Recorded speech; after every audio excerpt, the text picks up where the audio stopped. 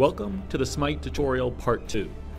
In this video, we'll go beyond the basics, covering the item shop, jungling, and teamwork. For your first few games, you used auto item and auto skill, but after a few matches, you can disable these options and have much more control on how to enhance your god in a match. With each level, you earn a skill point.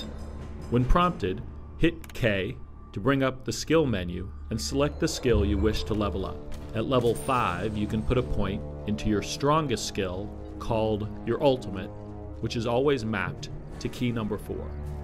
You can also use the F1 through F4 hotkeys to level up the appropriate skill without bringing up the menu. Items are purchased with gold earned during the match. With auto item off, you now need to purchase items for yourself. You will have starting gold to spend at match start, so don't head into battle without items. You'll regret it. To purchase items, you must be located near your spawn point. Then, hit I to view the item shop.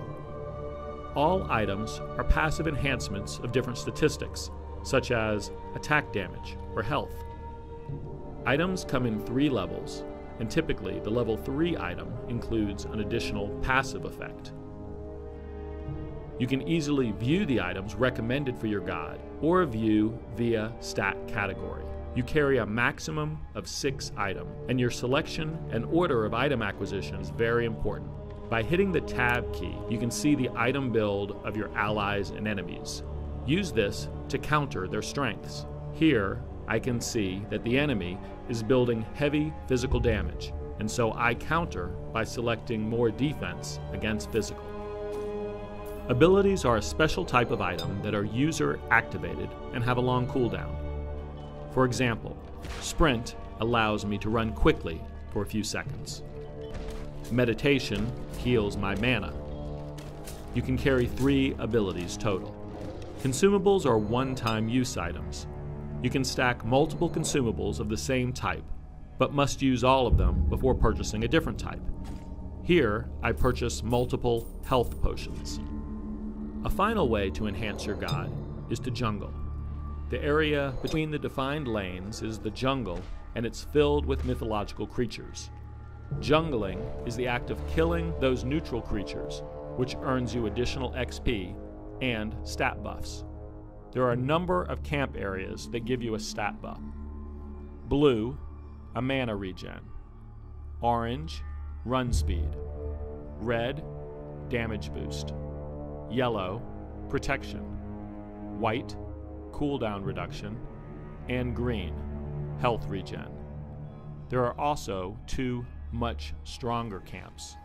The Fury, which gives extra gold to your entire team, and the Fire Giant, which gives a very large stat buff to the entire team. While you're in the jungle, lane resources are being distributed to fewer players, so overall your team can earn more gold and XP compared to having all gods in the lane. Teamwork. Your first opportunity for teamwork is at the god selection screen. When you first started playing, you probably picked a god because it seemed fun. Now you can think about filling different roles on your team.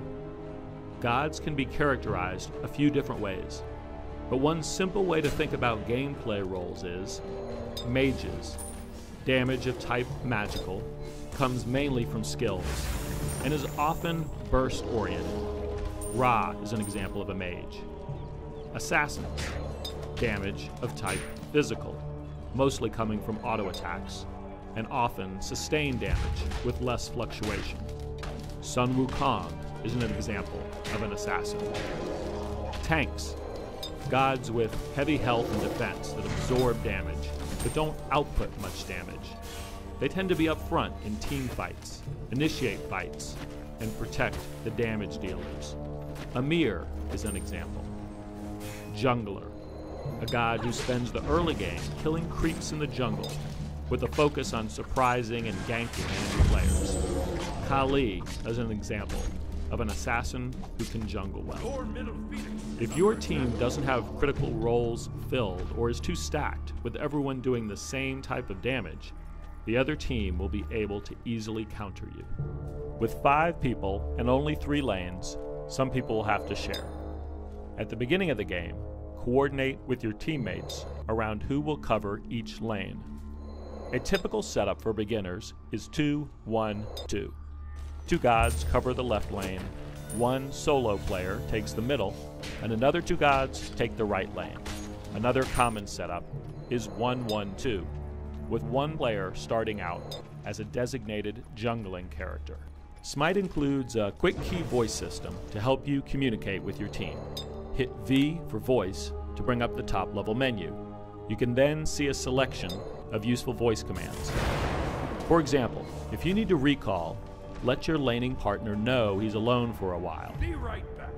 And if you spot the enemy leaving the lane, he might be attempting an ambush, so let your teammates know that. By hitting the spacebar, you free up the mouse and can ping the map as another way to direct your team's attention to key spots. A left click communicates opportunity, attack. A right click means danger, retreat. Finally, you can hit enter and use freeform text chat. Wards are a special type of consumable that help your entire team with map awareness. You purchase wards in the store and can place them around the map. Wards allow you and your team to see nearby enemy movements and enemy wards. They last for 3 minutes or until destroyed. Some god powers also act as wards. For example, Arachne's broodlings are spider eggs that act as wards, showing nearby enemies. Consider how your god skills can work well with other gods. For example, here Odin traps people within Ring of Spears. Zeus then follows up that with Lightning Storm. When the game first begins, you should generally stay in your assigned lane, either solo or with one other teammate. You focus on gaining gold and experience through killing minions, but stay defensive because those minions are strong compared to you. Try to harass the enemy player to prevent them from farming. As a new player, you should start with survivability items so you can stay in the lane and collect maximum gold and XP. If you last hit the minion, you do get a slight gold bonus. Call out MIA if your enemy goes missing. Ganking is killing an opponent when they least expect it. This phase often starts after a player has unlocked 1 or 2 ranks of their ultimate, or after an outer tower has been taken, because it's now more dangerous to push farther into enemy territory. Lane assignments start to break down. Players form small groups of 2 or more to pick off vulnerable enemies. To gank, look for enemies who are overextended, or don't have an escape move, or have low health, or go with a teammate who can slow or stun them. The best way to defend against a gank is to watch that minimap. If you don't see enemies on the minimap, they're probably coming to get you. Stay with your team because great battles will start to develop with many players on each side. These are called team fights, and your goal is to fight as a coordinated unit. Tanks absorb damage and initiate fights. High damage dealers target the enemy priority targets and take them out. A mistake in this phase will cost you a defensive structure and possibly the game. Toward the end of the game, you'll see large team fights to destroy phoenixes. Players may also sneak out to take down that fire giant. You do not want to be farming minions at this point. Stay together. Take out at least 1 phoenix, and then take down the Minotaur. GG.